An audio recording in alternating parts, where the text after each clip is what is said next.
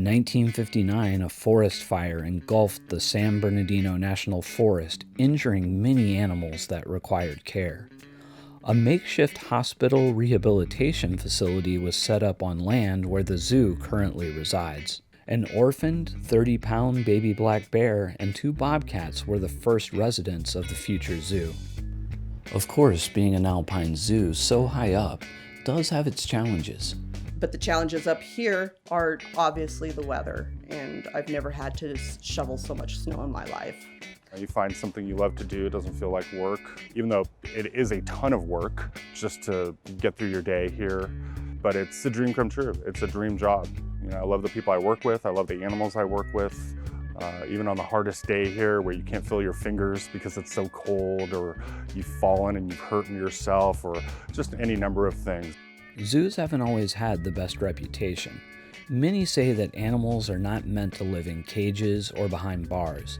They say the same misery and despair that humans feel when they're locked up in prisons and in jail cells are felt by the millions of animals around the world that are caged in zoos. The only difference is that these animals have done no wrong and have committed no crimes. A lot of people, they have a negative view of zoos, and I did too at one point, because there was a time in this country where zoos were not very nice places. In the wild, animals like lions, wolves, or polar bears would roam hundreds, if not thousands of miles in search of food or a mate. The territories of some of our most loved apex predators are so vast that it is impossible for any kind of zoo or safari park to even come close to replicating it, especially when the focus is on profit and public entertainment. But with that older generation dying and new generations coming up and being a little more educated, understanding the role of conservation that zoos play, really changed the culture of zoos. There's definitely some sentiment in people's minds that animals in captivity in a zoo environment is a bad thing. However, zoos like the Big Bear Alpine Zoo are fighting to change those perceptions.